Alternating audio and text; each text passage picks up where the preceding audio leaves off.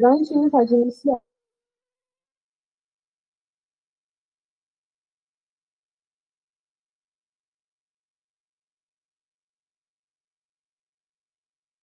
Olá, pessoal, boa noite.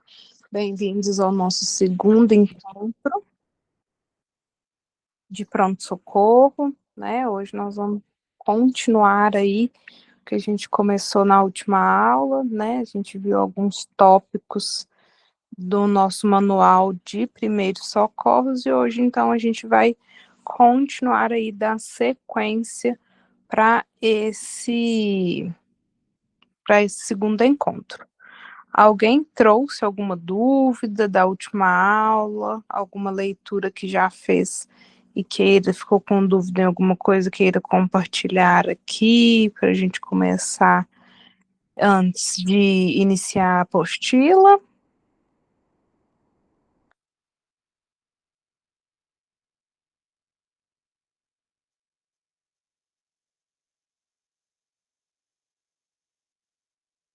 Cláudia, alguma dúvida, alguma pergunta? Não, Foi tranquilo, né? tá tranquilo. Ai, ótimo, perfeito, então. Então, vou compartilhar aqui com vocês a apostila da disciplina e a gente, então, dá sequência aí nosso segundo encontro. Deixa eu só abrir aqui, gente. Só um momentinho.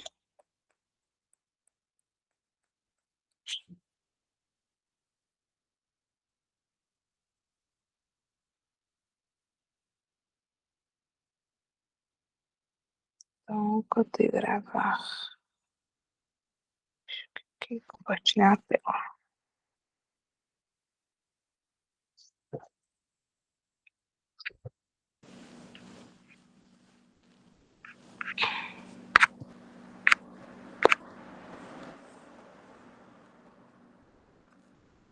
Então, nossa última aula, a gente viu aqui no manual, né, algumas condutas aí para transporte, né, de alguns pacientes, de umas pessoas,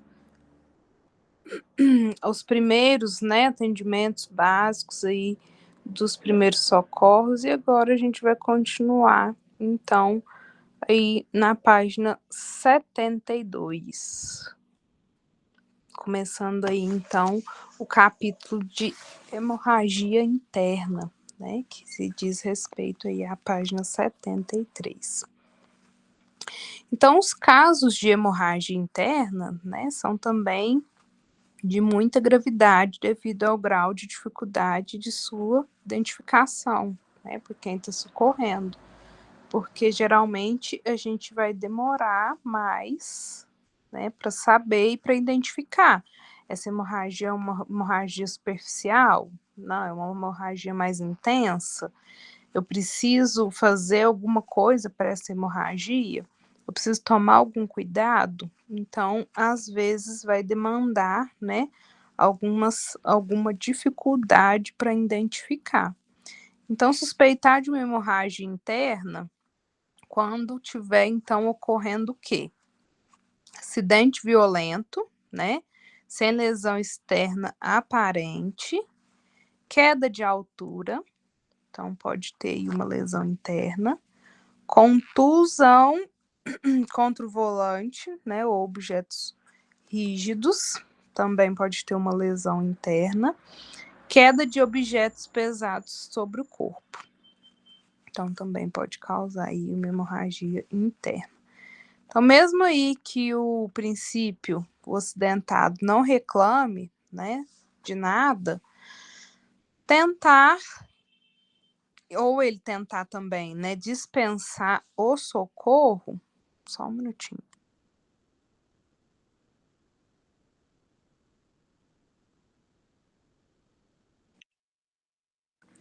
Ou se ele tentar dispensar o socorro, é importante, então, observar alguns sintomas, tá? Então, O pulso fraco e rápido é um sintoma que a gente precisa ficar sempre em alerta para a questão de hemorragia interna. Pele fria também, precisamos ficar atentos, né? Porque se esse paciente está com uma pele fria, ele pode também ser uma suspeita aí de hemorragia interna.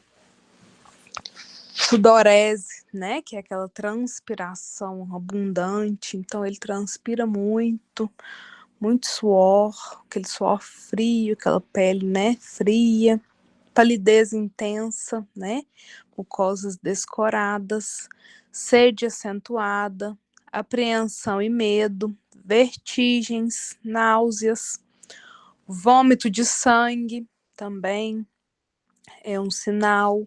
Calafrios pode ser ou o sinal, estado de choque, confusão mental e agitação, abdômen em tábua, tá? Então ele é duro, né? E às vezes a gente não vai conseguir massagear ou apalpar esse abdômen, dispneia, respiração rápida. Então, dispneia, esse paciente vai respirar, né, de uma forma mais rápida, tentando mais, às vezes, dificuldade também para respirar, e também o desmaio.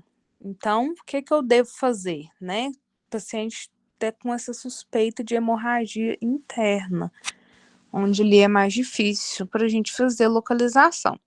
Então, a primeira coisa eu vou fazer, então, procurar imediatamente o atendimento especializado. Então, ele tá na rua, né? Bateu um carro, ali não tem nada, mas ele tá reclamando de muita dor no tórax. Então, imediatamente, vamos para o pronto-socorro avaliar essa dor, tá? Para que esse acidentado, então, seja atendido ali o mais rápido possível. Então, enquanto isso, a gente vai fazer o quê? Manter essa cabeça deitada, né, mais baixo sobre do corpo, as pernas elevadas para melhorar o retorno sanguíneo, para prevenir, então, algum estado de choque desse paciente, para que ele não tenha nenhum estado aí de choque. Então, nos casos, né, de suspeita de fratura de crânio, lesão cerebral, né, ou quando houver alguma dispneia, a cabeça deve ser mantida elevada, tá? Então, não tem suspeita de nada no crânio, tá respirando, né, com tranquilidade, eu vou abaixar a cabeça para o nível do corpo.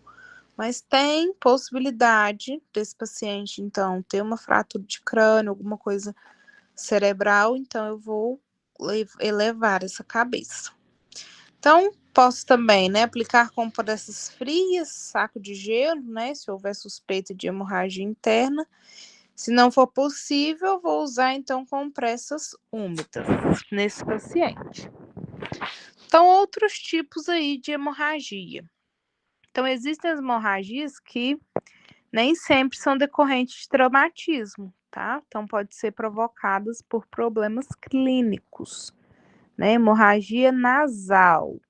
Então, a perda de sangue aí pelo nariz, a hemorragia nasal pode ocorrer por traumatismo craniano. Então, nesse caso, especialmente quando o sangue, né, sai em pequena quantidade, acompanhado, então, de líquor, o corrimento não deve, então, ser contido e o acidentado precisa de atendimento especializado com urgência, tá? A hemorragia do nariz é uma emergência comum que geralmente resulta em distúrbio local, mas pode aí decorrer de uma grande desordem sistêmica. Geralmente, essa hemorragia, às vezes, coloquei sangue pelo nariz, né? Mas qual que foi esse volume? Então, a gente vai avaliar sempre pelo volume que esse paciente vai reportar. Então, não deu 10 ml. Então, às vezes, não vai chegar a ser uma hemorragia, né? Às vezes, estourou ali um vaso, teve algum vazamento. Então, ali, ele teve essa perda de sangue, né? Mas uma hemorragia é o quê? O sangue ele vai ficar jorrando, né? Enquanto não faz alguma coisa para estancar esse sangue, ele não para. Então, a gente precisa definir, né? Saber identificar também essa situação. Então, pode ocorrer, né? Devido à manipulação excessiva, né? Do plexo vascular, com rompimentos, então, dos vasos através da unha, né? Então, jorrou ali muito sangue, né? Muita coisa estava mexendo com a unha. Diminuição da pressão, né, atmosférica ali dos vasos sanguíneos também, do local. Viagem de avião, saída da câmara pneumática, né, de imersão, mergulho, contusão, corpo estranho, fratura de crânio, altas temperaturas, dentre outros. Todos, então, são alguns motivos aí para fazer, então, que esse, né, tenha aí uma hemorragia nasal. E quais são os primeiros socorros que eu preciso prestar? Então, num caso desse, né, eu vou observar, tranquilizar o paciente, para que ele não entre em estado de pânico, né? Afrouxar a roupa que lhe aperte o pescoço e o tórax, sentar, né, o paciente ou sentado ali em um local fresco e arejado, com o tórax, então, recostado e a cabeça levantada, verificar o pulso, né, se tiver forte, cheio, apresentar sinais de hipertensão, então vou deixar, né, que elimine certa quantidade de sangue. Fazer, então, também compressão com os dedos, né, nas asas dos orifícios, ali onde que sai o fluxo de sangue, para que essas paredes, então, parem um pouco, esteja um pouco contido o sangramento. Depois posso também inclinar a cabeça do acidentado para trás, né, e manter a boca aberta. Sempre que possível, então, aplicar compressas frias na nuca e na testa para ajudar, então, nessa questão da parar, né, de colocar, então. Fiz tudo isso, né, tentei ajudar ali, mas não consegui, o paciente ainda continua, né, esguinchando muito sangue, tendo um sangue ali hemorrágico, né, mais difícil. Então, o que que eu vou fazer com esse paciente? Vou encaminhar ele um local aí que ele possa, então, receber essa assistência, né? Mas eu vou encaminhar ele, sem nada no nariz? Não, né? Vamos colocar um pano, uma gaze, né? Torcer ali dentro do nariz, e apertar, né? Para que naquele lugar, então, faça compressão até chegar aí na assistência adequada para esse paciente.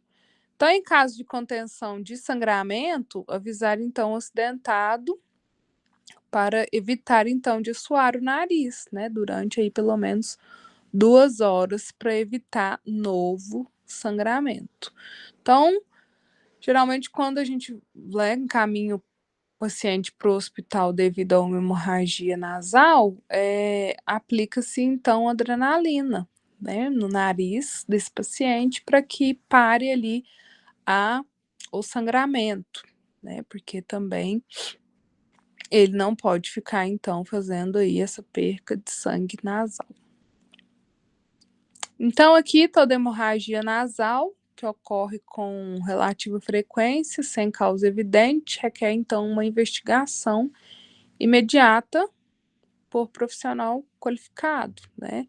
Então, toda hemorragia nasal que se segue aí, sem, então, contusões de cabeça, deve ser investigada imediatamente por esse profissional qualificado, porque não é normal, tá? Então, se sai às vezes com frequência, todo dia sai 20 ml de sangue, todo dia eu vejo que começa e não para, preciso sempre procurar um médico, então preciso também orientar esse paciente para estar aí fazendo o acompanhamento médico necessário para avaliar o que pode acontecer, o que pode ter sido qual a patologia, né, para esse evento acontecer.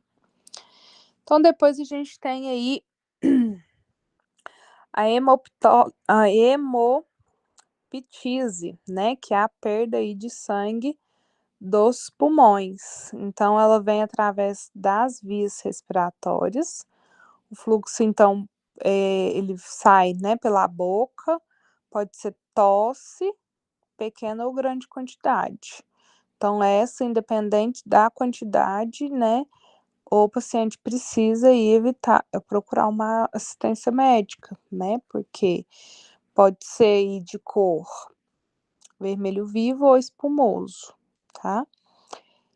Então, pode representar, né, algum problema ali, insuficiência respiratória, algumas outras complicações que, dependendo do estado, pode potencializar e aumentar, né, e também colocar aí a vida desse acidentado em risco, né, pode ameaçar aí a vida dele. Então, nesse contexto aí, é importante fazer a investigação e levar para a urgência já, imediatamente, para que ele possa, então, fazer, então, essa verificação. Então, ao contrário aí da hemorragia externa, né, a fonte causada das hemorragias de pulmão, muitas das vezes, então, é desconhecida, né, eu não sei de que aconteceu, não sei como que se procedeu, então, por isso que a gente precisa ir procurar um médico da forma mais rápida possível. Então, as causas frequentes, né, que eu posso ter, então, esse sangramento, essa perda de sangue aí, lá nos pulmões. Então, eu posso ter aí uma tuberculose, né, então também relacionado ao pulmão, né, uma bronquiectasia também pode ser, então, um abscesso pulmonar, tá, que eu formo ali uma colônia, né, uma colonização de algum abscesso, né, seja ele de sangue ou de pus, então eu preciso investigar o que é. Um tumor pulmonar, né, para saber, também pode apresentar aí perda de sangue.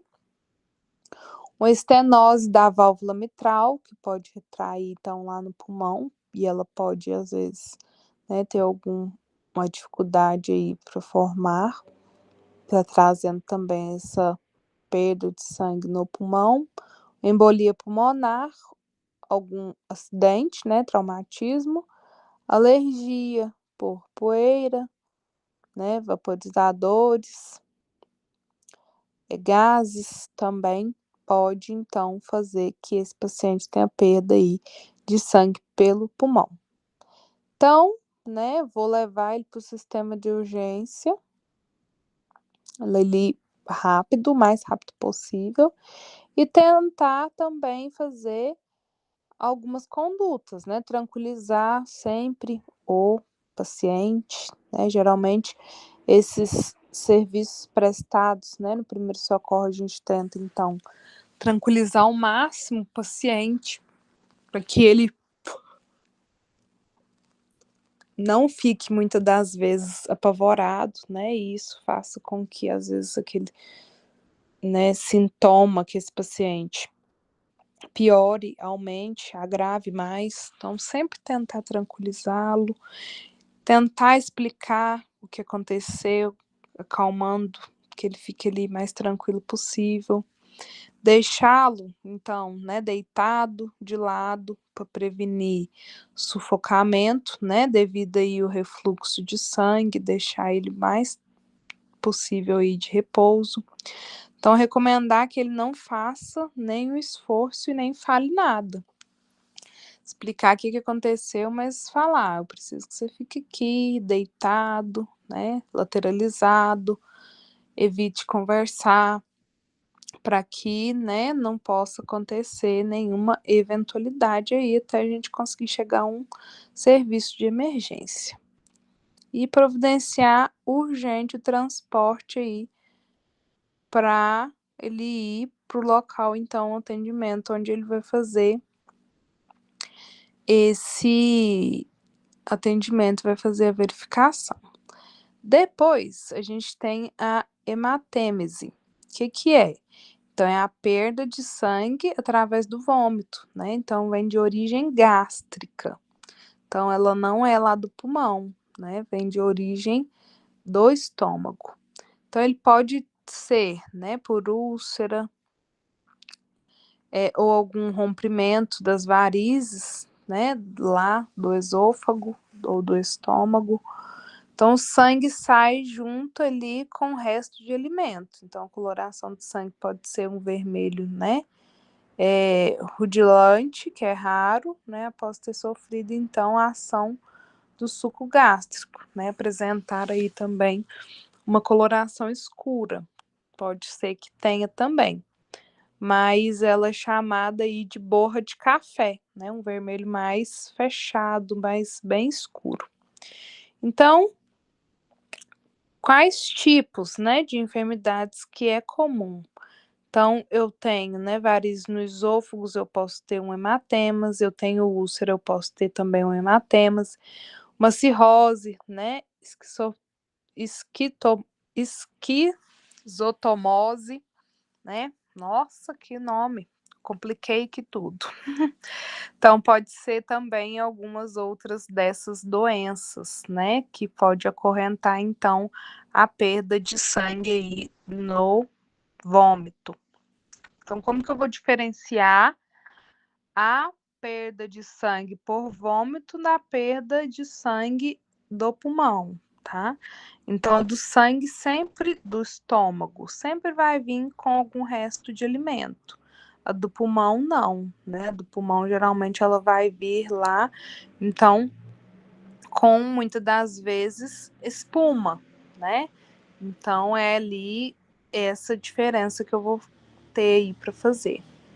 Então, tentar, né, mantê-lo aí tranquilo, tentar acalmar, né, mantê-lo em repouso, né, lateralizado, se ele estiver inconsciente, para que não evite, então, algum engasgo, né, não utilizar travesseiro, suspender, então, líquidos, alimentos, para que ele não possa, né, fazer, às vezes, engasgos ou complicar mais o quadro, e aplicar a bolsa, então, de gelo, compressas de água fria ali na área do estômago, para tentar, então, acalmar e aliviar esse paciente. E transferi-lo, né, chamar o transporte também para transferir ele o mais rápido possível para o atendimento necessário. Então, depois a gente tem também o estomatorragia, né, que é então o sangue providente aí da cavidade bucal. Então, pode ser, né, sangrante aí também. Então, depende do volume, né, e a dificuldade aí de estancar. Mesma coisa do nariz. Então, às vezes saiu ali uma pequena quantidade, eu não considero uma hemorragia, né? Então, eu vou considerar como um sangramento, tá? Mas eu preciso de quantidade grande para considerar aí um sangramento nessa hemorragia, tá? Então, eu posso colocar ali uma compressa, né, para tentar estancar, colocar gaze, né, atadura, lençol apertado também, né, para que esse sangue possa tentar ali estancar colocar ali contra a arcária dentária, até então a contenção do sangramento, tá? Então pode ser feito com a mão ou o paciente mordendo ali também a compressa do tecido, que ajuda também ele a fazer esta contenção. Depois, melena, né? E a enterorragia. Então, essa perda de sangue é um sangue mais escuro, brilhante, fétido, né, com aspecto ali de petróleo, e ele é feito, então, pela saída no orifício anal, né, geralmente começa com pequenos rajados, né, ali com as fezes, né, e vai, às vezes, depois se tornando mais vivo, né, ali, até a pessoa fazer, então, só sangue, né, pelo orifício anal.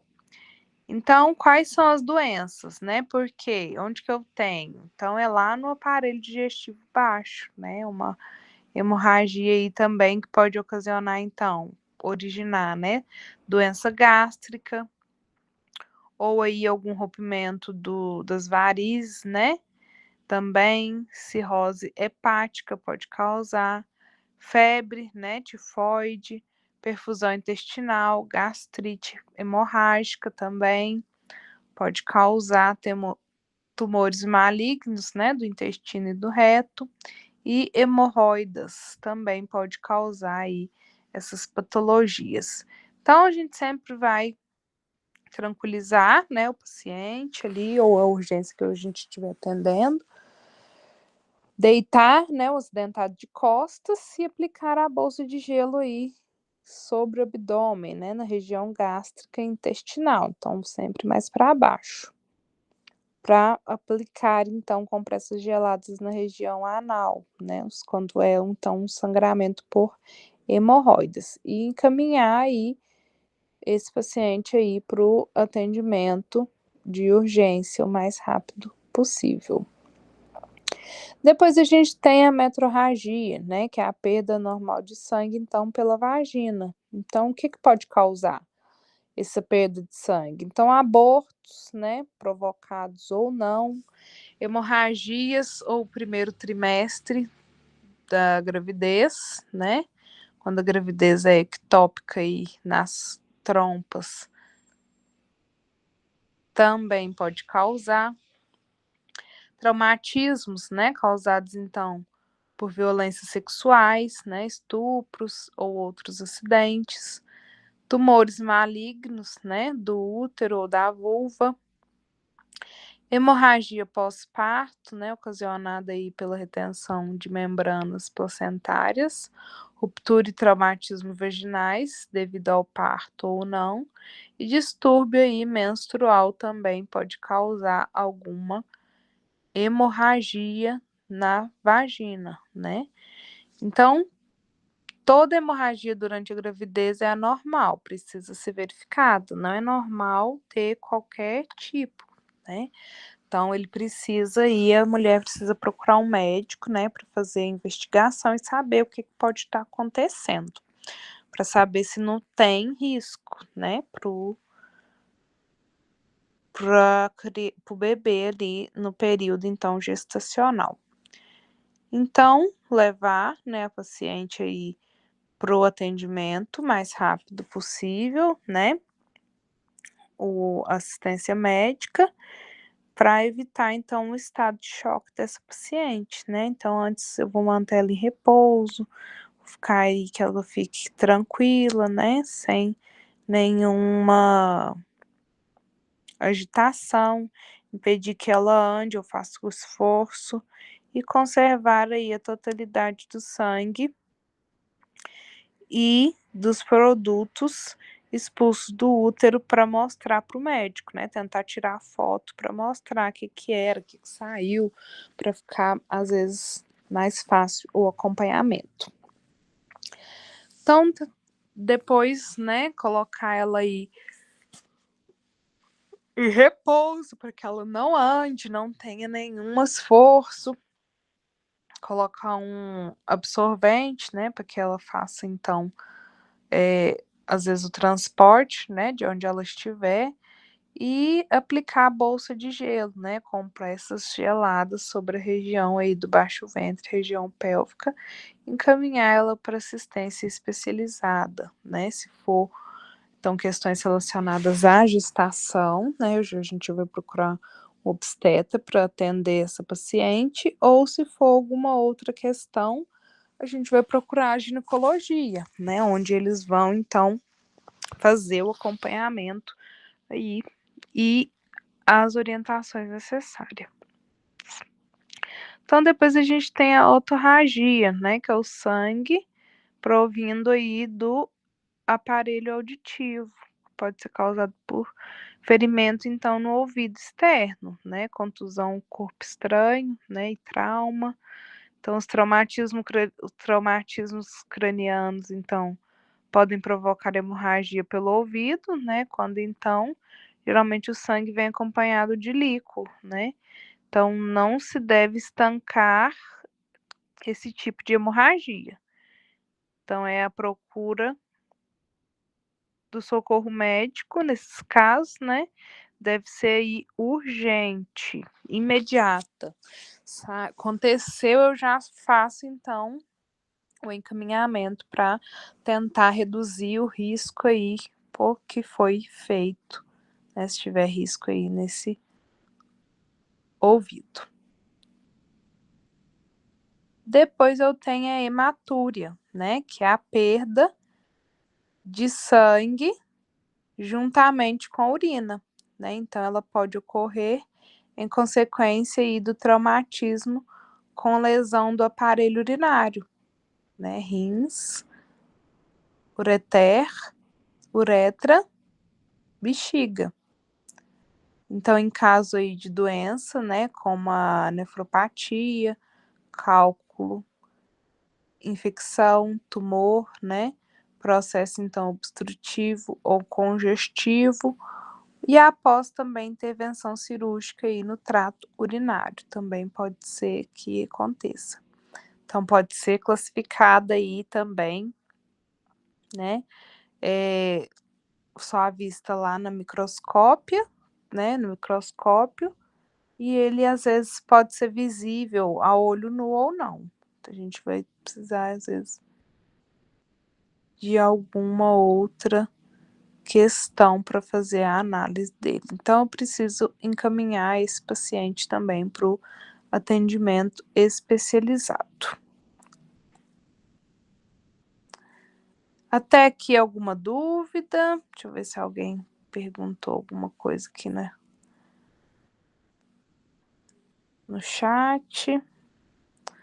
Perguntas aqui até agora, dúvidas? Alguém quer perguntar alguma coisa?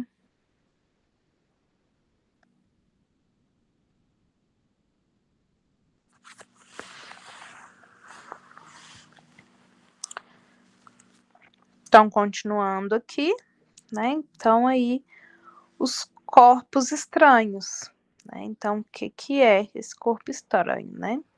Então, é a penetração aí de corpos estranhos no corpo humano, né? O tipo aí de acidente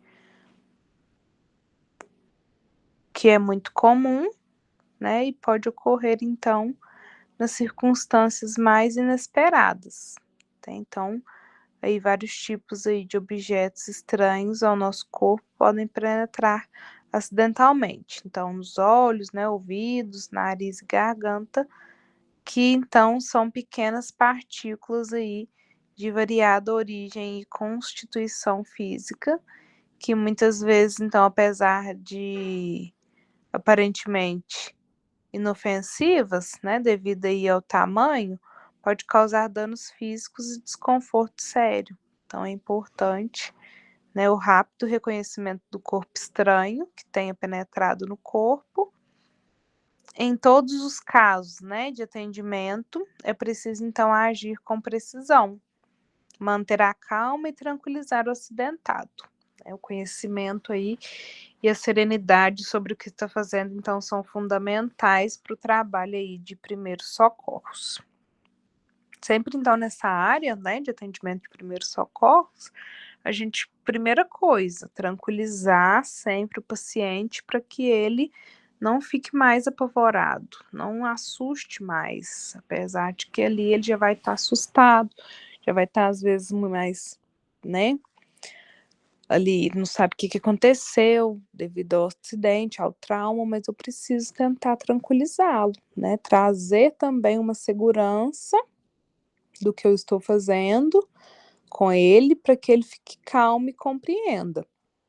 Aquilo ali, né, nós estamos ali para ajudar, que ele vai conseguir, para que ele fique calmo e compreenda que não vai ter, né, para ele não ficar mais agitado, nem ter outras complicações do quadro já existente. Então, alguns corpos estranhos que podem então se alojar nos olhos, ouvidos, nariz ou garganta. Então, a gente tem, né, as farpas de madeira, nylon, plásticos, acrílicos e metais, que podem estar, então, alojados, né? Estilhaços de vidro, partículas de areia, terra e poeira, grãos de cereais, né? Chumbo e pedras pequenas, né? Estilhaços, então, de metal, espinhos também pode acontecer. Partes aí, então, de vegetais também, materiais, né? E aerosóis de origem biológica, gotas de produtos químicos. Também pode chegar a acontecer. Então, nos olhos, né? Então, os olhos são aí os órgãos que estão mais em contato com o trabalho. Então, e portanto, mais susceptíveis de reconhecer, de receber os corpos estranhos, né? Porque às vezes você tá ali com o olho aberto e ele já vai direto. Por isso que é, às vezes, o mais sensível, né? E o que às vezes é mais acometido. Então, qualquer corpo estranho, né, que respingue ou que penetre ali no olho, a pessoa então precisa constituir um acidente doloroso, né? E muitas das vezes as consequências são desastrosas, porque o olho é muito sensível, né? Então, qualquer coisa de nada, mínima, pode fazer um estrago. Então, a atividade em que for prestar de primeiros socorros ali na remoção do corpo estranho dos olhos, né, do acidentado, deve-se, então, limitar exclusivamente as manobras que serão, então, aplicadas à frente, né?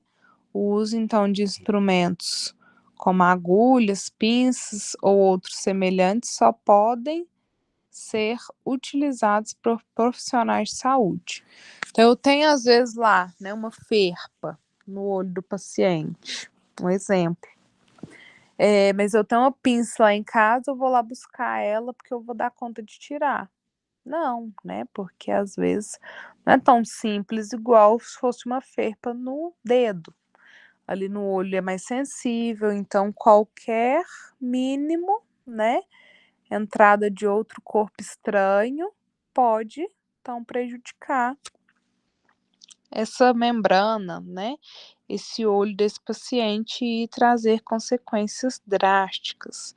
Então, todo cuidado é pouco ali nas manobras de remoção de corpos estranhos dos olhos, né? Qualquer, então, atendimento mal feito ou por descuido pode provocar, então, lesões perigosas na córnea conjuntiva e esclerótica. Então, isso causa o quê? Perda da visão. Então, eu preciso estar atento ali a tudo que vai ocorrer aí com essa retirada, né, desse corpo estranho nesse paciente. Então, primeiros socorros, né? Então, a primeira coisa a ser feita, atender um acidentado, então, que está reclamando ali de um corpo estranho no olho, é procurar reconhecer o objeto e localizá-lo, né, visualmente. Em seguida, então, nós vamos pedir que a vítima feche e abra os olhos, né, repetidamente, para permitir que as lágrimas também lavem os olhos, né, para que às vezes ela faça, então, a remoção do corpo estranho. Às vezes também eu vou encaminhar aí para um serviço especializado para que lá eles façam, então, o manuseio adequado, tá? Para que fique esse olho ali, né, da melhor forma possível. Então, as condutas, as mesmas, né? Tranquilizar o paciente, não retirar objetos, né, que esteja na córnea, não tocar no olho do acidentado, nem deixar que ela faça também, toque, e não tocar no objeto, deixar ele ali, tá?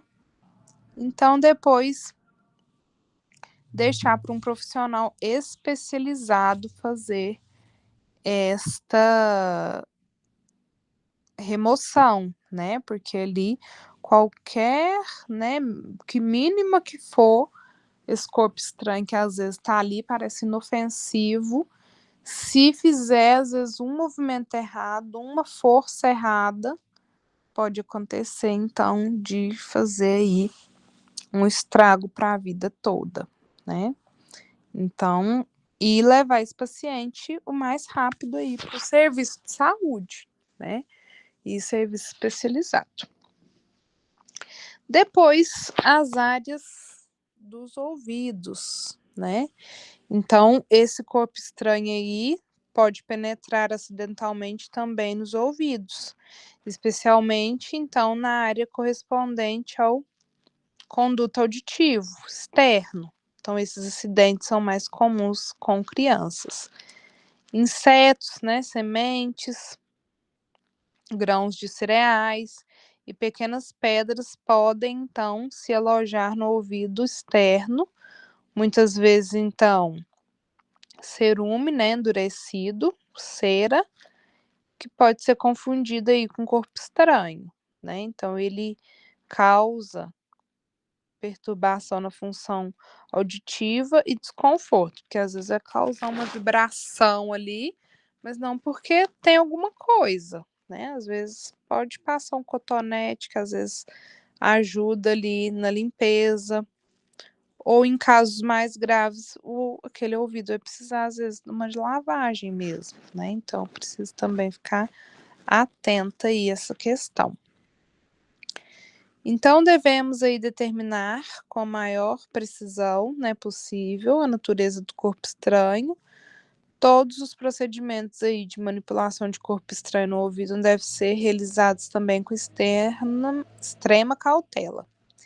Erros de conduta e falta de habilidade na realização dos primeiros socorros podem então ocasionar danos irreversíveis à membrana timpânica, né, com consequente prejuízo da audição temporário ou permanente. Então também é a mesma coisa do olho, né, se eu não sei o que que tem, se eu não sei como tirar, eu não sei o que me espera, então eu vou deixar um profissional especializado para fazer então esse atendimento aí. Uma vez eu estava de plantão, né, no pronto-socorro, chegou uma mãe com um bebê no colo, né, e a gente ali fazendo a triagem, eu perguntei, né, qual que é o motivo, né, que veio a criança, e ela falou assim, ele estava coçando muito o ouvidinho, né, eu achei que o ouvido pudesse estar infeccionado e eu coloquei uma cabeça de alho, né, nos ouvidos dele. Coloquei, na verdade, um dente, né, cabeça não, falei errado, um dente de alho em cada ouvido. E já tem mais de 4 dias, e começou a ficar, então, com um cheiro muito forte, né. Então ali, aquele corpo estranho que foi inserido, né, ele começou então a infeccionar, né, mais ali dentro do ouvido dessa criança.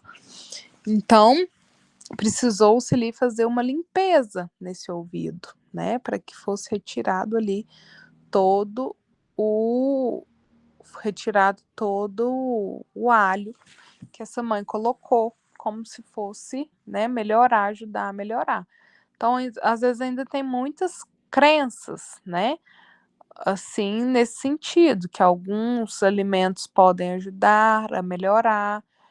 Tô com dor de ouvido, vou colocar aqui uma folha de não sei o quê, vou colocar uma gota de não sei o quê, né, uma gota de óleo, uma gota de azeite para melhorar. Então, a gente ainda precisa conscientizar mais a população sobre esses tipos, né, de crenças que às vezes, muitas das vezes, podem até deixar esse paciente, às vezes, mais adoecido do que ele realmente ficaria com aquele início da doença que ele está, né. Então por isso que é importante deixar ali o profissional habilitado para fazer, então, essa retirada.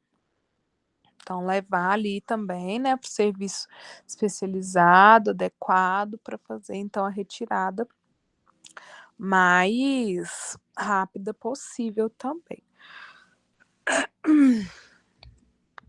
Depois aqui no nariz.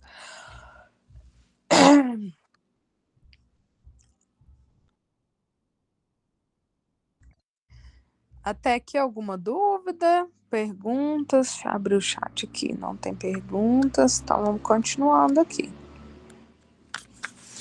Depois no nariz, né? Então, os corpos estranhos do nariz, né, também pode ocorrer com mais frequência em crianças, que geralmente, né, elas vão ali colocar, né, aquele corpo estranho. Insetos, né, podem alojar aí nas narinas das crianças ou dos adultos, né? E também a gente vai deixar para um profissional ali com a conduta certa para fazer essa remoção, né? Então, evitar de colocar pinça, tesoura, grampo, chave, tampa de caneta, né? Alguma coisa aí para fazer essa retirada. Então, deixar somente ali para o profissional especializado. Então, sempre falar, né? Manter a vítima calma, falar o que está fazendo, né? Os cuidados prestados e explicar, então, todas as condutas que vão ser realizadas. Depois, a garganta, né? Tratar, então, também com a calma ali do paciente, né? Tentar acalmá-lo para que ele fique calmo e deixar também o profissional ali fazer a abordagem dele para retirada, né? Para também evitar ali qualquer outro evento adverso, tá? Então, geralmente, eles podem, então, né, ser na garganta por moedas, pequenos objetos, próteses dentárias, espinho de peixe, que é o mais comum também, né? Osso de galinha, que também é o mais comum, ou outros alimentos. E até mesmo a saliva pode causar aí algum engasgo que pode resultar aí em algum outro evento adverso desse paciente.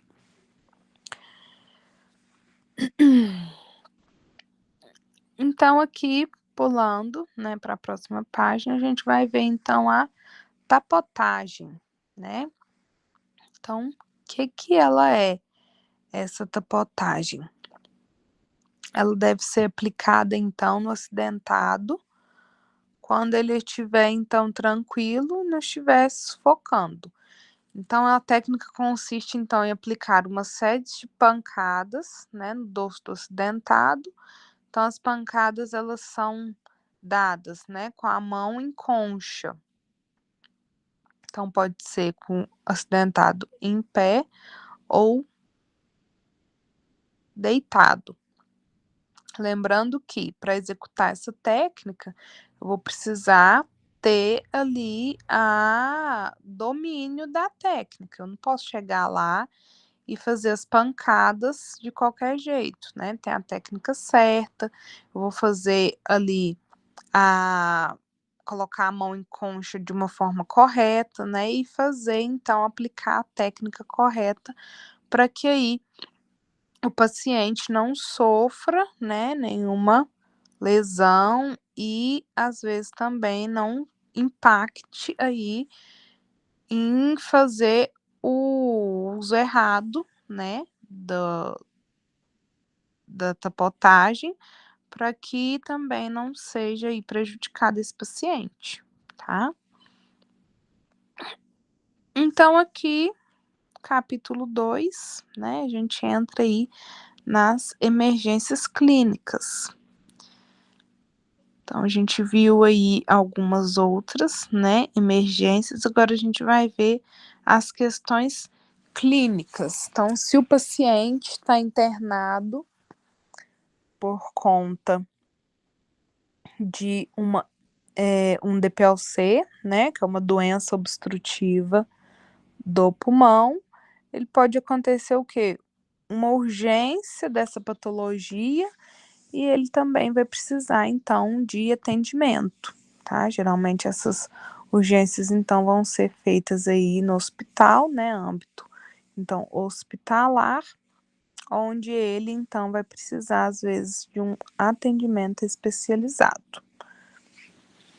Então, vamos lá, continuando. Dúvidas? Se alguém tiver dúvidas, perguntas, podem fazer também. Então, aqui a introdução, né? A importância, então, das emergências médicas é facilmente reconhecida, na medida em que se consideram, então, as frequências com que causam óbito, né, ou incapacidade. Então, as dificuldades que existem para preveni-las é o grande potencial de recuperação, quando são convenientemente atendidas. Então, as doenças agudas estão relacionadas em todo o mundo. Entre as causas mais comuns, então, de morte em países como Estados Unidos, por exemplo. O número de óbitos do ataque cardíaco é 10 vezes maior do que o número de mortes por acidentes automobilísticos. Então, por quê? Porque, sua vez, já mostra um quadro aí quantitativo assustador. Então, nos países em desenvolvimento, as emergências médicas relacionadas, então, com doenças infecto-contagiosas estão entre as causas mais comuns de óbito. Então, essas emergências aí, em sua grande maioria, decorrem, então, principalmente das deficiências aí nos recursos prolifáticos, né? E acometem, então, principalmente crianças e adultos jovens. Então, nessa parte aqui do manual, nós vamos ver as emergências não traumáticas, tá? As emergências clínicas mais comuns que podem, então, ser atendidas com sucesso por uma pessoa que venha prestar os primeiros socorros. Então, o edema agudo de pulmão, né? Então, o que é? O acúmulo anormal de líquido aí nos tecidos dos pulmões. Então, é uma das emergências clínicas, né, de maior, então, importância e seriedade. Então, por que causa, né? As principais causas desse edema agudo. Então, ele pode ser agudo ou crônico, né? Problemas do coração, como cardiomiopatia, né? Infarto, problemas nas válvulas do coração, fraqueza no bombeamento do sangue do coração, são aí algumas das principais causas do edema. Então, quando o coração não funciona bem, o sangue acumula-se nos pulmões, né, o que leva aí à falta de ar.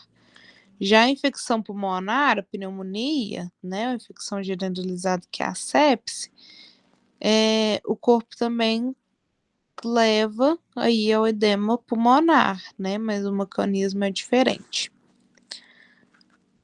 Então, outra aí atenção, né, alteração que deve se levar em conta, né, o edema agudo de pulmonar, é a diminuição, então, de proteínas circulantes no sangue. Então, pode ser que seja um problema aí nos rins ou no fígado, né, quando o nível de proteína no sangue diminui. Então, há uma tendência, né, de acúmulo de líquidos nos pulmões, onde que faz, então, essas reações alérgicas por uso de medicações, tá? Reações aí, às vezes, anafiláticas agudas, né, mais tranquilas. Então, quais que são os sintomas desse edema agudo de pulmão? Então, eu posso ter uma alteração nos movimentos respiratórios, tá? Então, eu vou respirar com exagero, né? Falta de ar, então eu posso ter também uma falta de ar, dificuldade para respirar, aumentando aí a intensidade da respiração, né? Respiração, eu posso escutar, né, às vezes algumas bolhas de ar, quando eu converso às vezes com esse paciente. Aí, aqui em algumas outras, né, eu vou precisar fazer a ausculta desse paciente, então eu vou perceber que ele tem aí, né, um batimento aí nas asas de nariz, né, do nariz, que é lá no pulmão. Então a pele, a mucosa, né, vai ficar fria, acidentado, vai ficar mais pálido, sudor esfíria. Às vezes ele vai sentir então ansiedade ou agitação, aumento dos batimentos cardíacos, né, aumento da temperatura corporal, a mucosa vai ficar vermelha e brilhante, né. Tosse, pode ser que não seja produtiva ou que seja produtiva. Então, os primeiros socorros, o que eu vou fazer com esse paciente? Então, primeira coisa, eu vou levar ele para um serviço de urgência e emergência rápido, né. Então, não movimentar muito esse paciente, né, deixar ali o movimento ativo, para que ele não ativa aí o coração, né, não fique mais acelerado. Observar então com precisão os sinais vitais, né, eu vou precisar monitorar esse paciente para que eu fique de olho, né, nos sinais vitais, para ver se esse paciente está estável ou não. Manter a pessoa mais confortável, né, e obter aí um breve relato dos acontecimentos. Então, vou fazendo aí tranquilizar, né, a vítima, não dar nenhum tipo de alimento, até chegar então no serviço de urgência e emergência. Depois o infarto agudo do miocárdio, né, que é os nossos famosos IAM, que é a necrose do músculo cardíaco. Então pode ocorrer ali, né, com forma de oclusão arterial, né, tive um entupimento da artéria do coração, então ela necrosou uma parte do coração, ou posso só às vezes, né, entupiu a artéria e necrosou ali, mas às vezes pode ter alguma, né, dano menor. Então quais que são as principais causas, né? Então é a embolia coronariana, né, o espasmo então arterial coronário.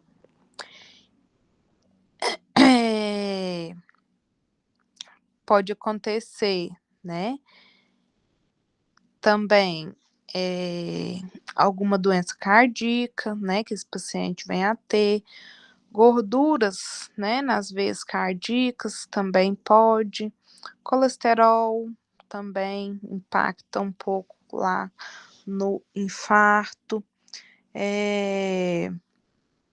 cigarro, né, também pode impactar ali nesse infarto, então algumas outras questões também pode se considerar, né, e a principal aí complicação, parada cardíaca, né, e esse paciente pode vir a óbito. Então geralmente, a maioria dos sintomas são dor forte no peito, né, e uma dor, assim, que o paciente não consegue explicar, que fica agitado, então, a dor vai durar, né, mais que 30 minutos, a dor não diminui com repouso, eu deitei aqui, respirei fundo e a dor continua intensa, continua do mesmo jeito. Ela pode ter irradiação, então, às vezes, né, para a mandíbula e para os membros superiores, então vai começar a formigar ali os braços, né, também. E a grande parte da vítima, então, ela pode ser aí, apresentar uma arritmia cardíaca, né, desmaio, vertigem, durante, né. Então, geralmente, o que que eu faço, né, uma pessoa teve um infarto, o que que eu vou fazer? Imediatamente para o hospital, né, quanto mais rápido eu chegar no hospital com esse paciente, mais chance de salvar, né, a o coração eu vou ter, né? Infarto aí, hoje em dia, no pronto-socorro, é atendimento prioritário. Então, ele vai fazer os atendimentos ali, tudo, né, com extrema urgência, para tentar, então, que ele não progrida, tá? Então, evitar de dar qualquer líquido ou alimento para esse paciente,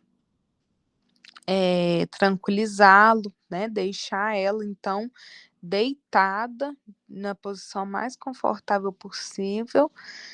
Geralmente o paciente não aguenta, né, ficar deitado na mesma linha do corpo, geralmente ali o coração tem que estar um pouco acima, né, por conta dessa dificuldade, às vezes, na respiração, né, nessa dor intensa que vai ter ali no tórax, e levá-la, então, para o atendimento mais rápido possível.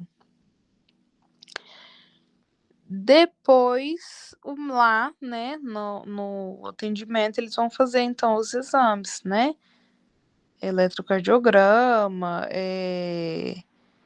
para saber aí, exames de sangue, né, troponina, PCR, para saber se esse paciente aí vai confirmar ou não a suspeita aí do quadro clínico. Depois, né, que também é uma emergência clínica, a crise hipertensiva, né? Então, apesar, então, dos atuais, né, conhecimentos, então, sobre aí a fisiopatologia, ela é uma doença hipertensiva e a sua evolução, ela é eventualmente, então, marcada por episódio aí de elevação súbita. Pode acontecer ali de uma hora para outra, né? Elevação, então, dessa pressão arterial. Então, ela pode representar aí uma série grave, né? Ameaça à vida desse paciente. Então, quais são os sintomas devido a essa pressão arterial alta, né?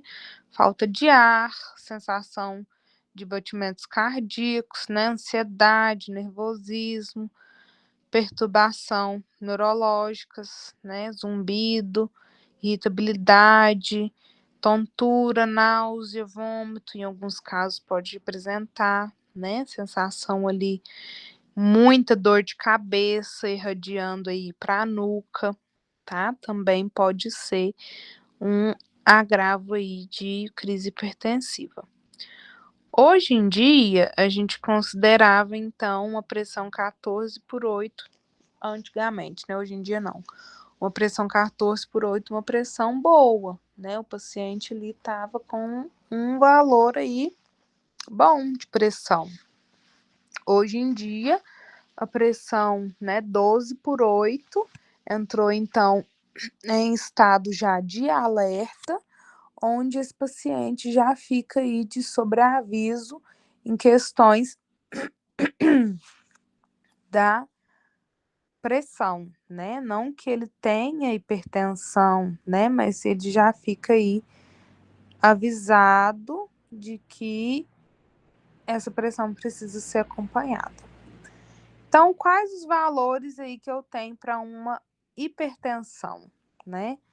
Então, se o paciente estiver com uma pressão acima de 14/8, né, já é considerado aí uma hipertensão. Porém, né, uma crise hipertensiva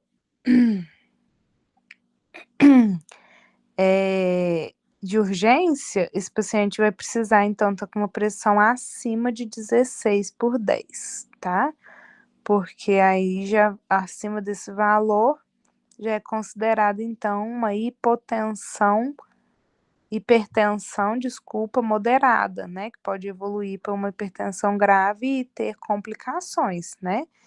Dependendo, então, do valor, pode evoluir aí até para um AVC, né? Dependendo da quantidade aí dessa PA, um acidente vascular cerebral. Então, o que eu preciso fazer com esse paciente com hipertensão, né? Geralmente é tratamento imediato, né? Levar lá para o médico responsável, né? Ali, às vezes do pronto-socorro ou o médico que já é acostumado a acompanhar essa paciente e fazer medicação imediatamente, tá? Então, eu preciso ir, depois eu vou fazer a monitorização para saber se o paciente está com a pressão já normalizada, ainda está alta, eu vou precisar de mais alguma medicação e acompanhar de perto aí essa questão aí do desenvolvimento desse paciente. Gente, até aqui alguma dúvida, perguntas? Deixa eu abrir aqui.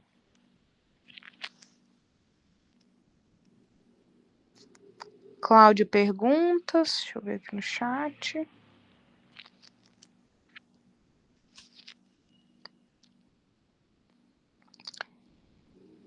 Então, aqui, nós paramos aqui, né, na página 92. Então, peço aí para que vocês, então, continuem a leitura, né? Eita. Das próximas páginas aí. Anotem se tiver alguma dúvida, alguma questão que ficou, né, com dúvida, que na próxima aula a gente faz, então, o esclarecimento, né? Traz aí todas as dúvidas respondidas para vocês. Na próxima aula a gente usa uma aula, às vezes, de tirar dúvidas, né? Se vocês fizerem aí a leitura e ficar com dúvida em alguma coisa ainda. Então, boa noite, né? Esse foi o nosso segundo encontro aí de primeiros socorros. Façam a leitura do material da apostila, né? Para que a gente faça aí, então, uma boa prova na sequência. Tá bom? Boa noite e até a próxima aula.